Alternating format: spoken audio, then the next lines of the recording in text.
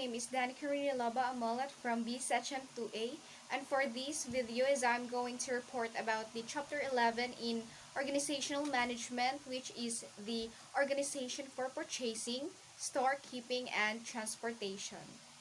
So before we start, let us read the objective first. So we have here the first one, to know the importance of purchasing. The second one, to determine the functions of purchasing. And lastly, seeking more information about purchasing. So we have here the first slide, the place of purchasing. The function of purchasing is as old as selling, for the two acts are complementary and one cannot take place without the other. Purchasing has developed as a part of large-scale business and a development of the specialized functional organization, and it has attained ever-increasing importance with the recognition of the fact that mass production operation depends on a steady and reliable flow of materials and supplies, and the cost of these purchase components constitute a major factor of product cost. The principle and techniques of sound purchasing are usually adaptable and profitable in the operation of business, public utility and service companies, government units, school and colleges, for which goods are bought and used, and the principal knowledge of these techniques is essential. And moving on to the next slide, we have here the purchasing. Purchasing is generally the term in industry and management used to denote the act and functional responsibility for purchasing the materials and supplies for use. The term purchasing describes the process of buying, learning of needs, selecting supplier, negotiating price and other pertinent terms, and following up to ensure delivery. When this is expanded to include production control, traffic, and shipping, the term materials management is often used. And moving on to the next slide, we have here the importance of purchasing. So, in industrial management, there has been during the last decade a steady increasing pressure to reduce production cost. Competition between industries is one of the strongest factors for such urge. The importance of purchasing could be further realized by considering it from the standpoint of buying for general types of item and considering the different aspects of each type. And these four types are merchandise, materials, equipment, and supplies. The method of purchase of each is more or less specialized. And moving on to the next slide, we have here the objectives of purchasing. The purchasing responsibility is sometimes defined as buying materials of the right quality, in the right quantity, at the right time, the right price, from the right source. The fundamental objectives of purchasing for a manufacturing industry may be summarized as follows. First, to maintain continuity of supply to support the manufacturing schedule. Second, to do so with a minimum investment in materials inventory consistent with safety and economic advantage. And third one, to avoid duplication, waste, and obsolescence with respect to materials. And the fourth one, to maintain standards of quality in material based on suitability for use. And the fifth one, the procure materials at the lowest cost consistent with the quality and service required. And next, to maintain the company's competitive position in the industry and to conserve its profit position insofar as materials costs are concerned. Moving on to the next slide, we have here buying merchandise and materials. Merchandise is bought primarily for resale. Hence, the main features that the buyer must look for are availability, style in case of style merchandise, and price in case of the materials. On the other hand, compliance with definite standard specification in the prime essential. And this is true in the purchase of basic materials for a main product, in as much as these are usually brought for manufacturing quality. If a uniform quality product is desired out of processing, If, however, substitutes are to be used, their composition and suitability should be ascertained by examination and testing. And the ability to buy merchandise for resale is distinctly different from the ability to buy materials for production. The techniques of buying and the objectives are different, and so are the qualification of the buyers. And in buying merchandise, the buyer has in his mind that the customer to whom he hopes to sell the goods. His success depends upon his ability to determine what will sell. The buyer of materials, on the other hand, has to locate dependable sources of the specific materials at a reasonable price and has to be sure of delivery. And moving on to the next slide, we have here the buying equipment. Equipment is purchased because of the time and labor it will save in turning out accurate and quantity work. But before any of equipment is purchased, the requirements of the work to be done must be determined and the equipment examined as to its suitability for the purpose.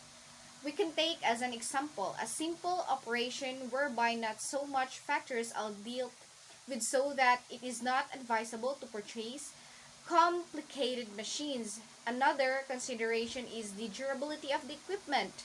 Equipment is expected expected to last for some time so that its purchase should be attended with serious care. And moving on to the next slide, we have here the buying supplies. Supplies include those items which do enter into the manufacture of the products, but are used within the company and are not resold. They are, for example, the stationaries, greases, lubricating oils, soap, toilet papers, and similar items. And the purchase of supply is generally, although to a lesser degree, subject to similar consideration as the purchase of materials, upon specification, inasmuch as supplies are used up within the concern and have no direct effect on customers. Some concerned do not pay as much attention to their purchase as they should, and those supplies are likely to be purchased more a price basis rather than on quality aspects. Moving on to the next slide, we have here the organization of the purchasing department. There are legitimate variations denoting some particular relationships in the purchasing organization, and from the standpoint of the organization as a whole, the purchasing department is as a rule a facilitating staff department, and it makes purchase only on request of the other departments and has no authority to purchase on its initiative. In figure 7, he purchasing department is headed by purchasing agent and assisting him are the assistant purchasing agent, the officer, the license and marine insurance officer, the canvassing, shipping, and correspondence personnel. As could be noted in the chart, the procurement division and the license and marine insurance division are related under one department. So we have here the functions of purchasing. So the purchasing department is expected to perform the following or some of the following tasks. First, to secure necessary raw materials, equipments, facilities, supplies, and other items according to the specification earlier arrived at the time fixed by a schedule or when they are needed. And the second one, to buy at prices according to the standard demanded within current market prices, but taking advantages of discounts may be available of. And third one, to ask for quotations or bids on major items and purchase items not requiring bids, and to canvass for prices when the need arises. The fourth one, cultivate sources of supply. And the fifth one, to participate in the formulation of specification for purchase and conferences where purchasing is related. And the sixth one, to be on lookout for new products or desirable substitutes. The seventh is to interview salesmen even when what they sell is not needed at time, and help them see companies executed. Next is to study markets and the best time to buy. The ninth one, to count and inspect purchases. And next, to approve invoices for payment. And next, to keep informed on government regulation and other executives about them. And next, keep records and supplies, materials, and other purchases. The 13th one is to study the company needs and requirements. And next is to attend to the routing of purchase. And the last one is to look after the disposal of surplus or obsolete materials, equipments, supplies, and merchandise. Moving on to the next slide, we have here the procedure in purchasing. Purchasing is not as simple as a task, and it may appear to average person whose only experience is in purchasing personal. A definite, well-planned, and a wisely followed procedure is necessary. Purchasing department illustrated in figure 8 are as follows. The different steps in purchasing followed by the first, the purchase requisition is prepared and signed by a department head needing the material. The second, the requisition is coursed through the accounting department for indication of funds available, after which is signed by the treasurer or the head of the company or the manager or however is authorized to act is their stead. The third, the purchase requisition is then forwarded to the purchasing department, and the procurement officer assigned is to have concern with a canvasser, who is turned to make a canvassing as to source availability and price. And the fourth, the purchase order is signed by the purchasing agent and the treasurer and also the general manager. And the fifth, the purchase order is then forwarded to the supplier or to the winning binder in case of binding.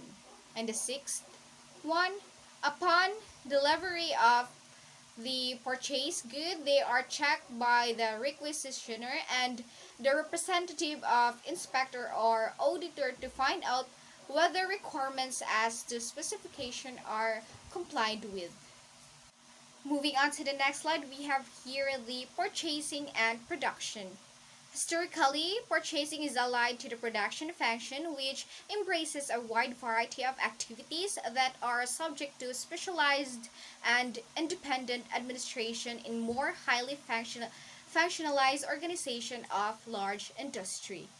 The relation is in the form of a well-defined cooperation which involves, first of all, a complete interchange of information. For example, the production of department should advise promptly or in advance the purchasing department concerning the program to be carried on, completed work schedules, and special contract jobs to be undertaken so that necessary materials and supplies may be arranged in a systematic manner and with practicable leeway for a well-planned program of procurement and minimum of rush requirements. Moving on to the next slide, we have here the purchasing and engineering. So in many ways, cooperative between the purchasing and engineering departments is comparable to that between the purchasing and production departments, except that engineering is chiefly concerned with the matters of product design and specification primarily to actual production requirements. And traditionally, the purchasing agent and the engineer differs in their approach to the material problems in the sense that the latter tends to specify with margins of quality, safety, and performance, whereas the buyer tends to narrow down as such margins to minimum requirements, and the gap created by the divergent viewpoints has been bridged in recent years by increasing number of men with engineering training and experience during the purchasing staff, and who usually occupy the position of advisor to the purchasing agent. Moving on to the next slide, we have here the purchasing and accounting. So every purchase made represents an expenditure against the company budget and sets in motion a series of accounting operations, such as charging the expense to the proper account, the verification and approval of the invoices, final auditing and payment, and the relationship between the purchasing and accounting departments is concerned a vital one which frequently starts before the purchasing is actually made. So for instance, the purchase requisition before it is finally approved must have to pass through the accounting department for indication of whatever funds are available, and therefore all transactions should be accounted for within a reasonable limit of time so that payment could be ex- expedited within the discount period. Moving on to the next slide, we have here the purchasing and sales. So the sales department should keep the purchasing department informed of the sales codes and expectations as guides to probable quantity requirements of materials, and when special contracts or new products are contemplated, the purchasing department should likewise be advised in order that the necessary preliminaries of the purchasing program may be undertaken intelligently and in advance of the actual needs. Moving on to the next slide, we have here the stores and control function. So the function of storekeeping is concerned with providing a place or places for the safe and convenient storing of materials and supplies that are needed for immediate use, for disbursing such materials as required, and for seeing to it that the supplies do not run out before additional quantities are ordered and received. One man is usually assigned to take charge for all the responsibilities aspects of storekeeping. So it is very understandable that you will provide some area that is very safe for your materials and supplies. Moving on to the next slide, we have here the location of storerooms. So the location of storerooms is an as important consideration, and it is logical and obvious that the storeroom should be conveniently near to the departments being served, and so that no unnecessary time may be lost in getting the items needed.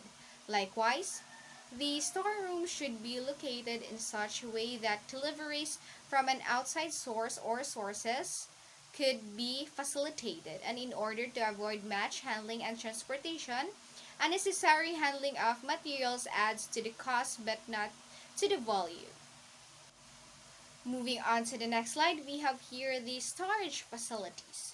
Storage facilities must be adapted to the types of materials handled, and which include racks, bins, shelving, trays, platforms, and floor space, all numbers or otherwise identified as the specific location. The arrangement must be followed as closely as possible the order of the commodity classification, and such arrangement will facilitate both the physical handling of stock when putting them in the stores or finding them as needed, and accounting for the stock by counting or reconciling them with the records.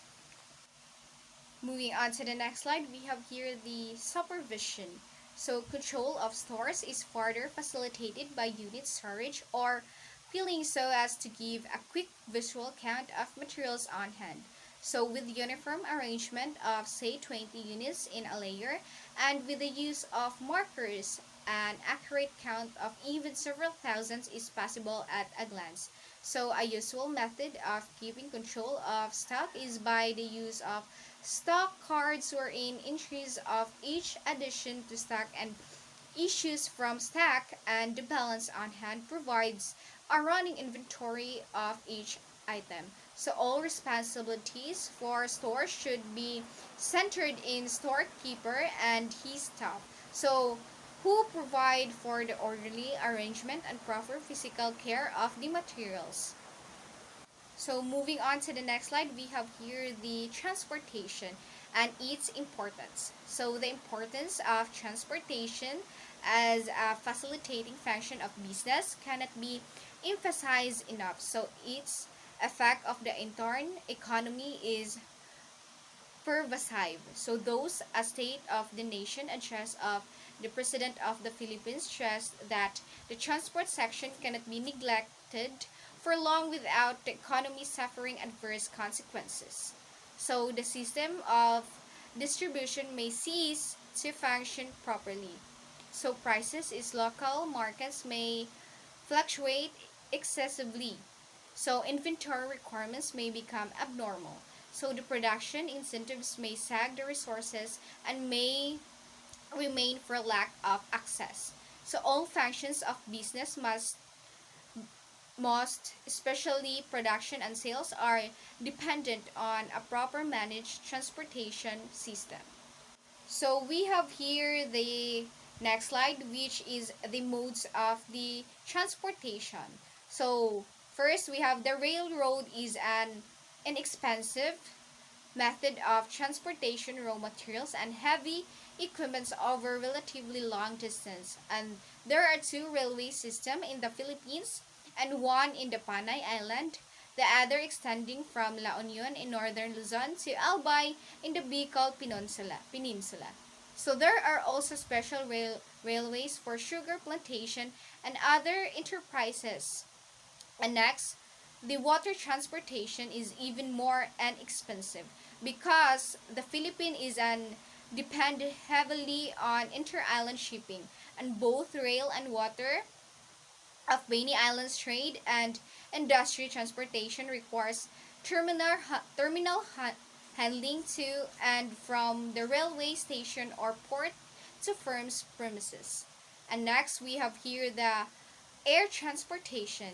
So air transportation is speedy and efficient but expensive.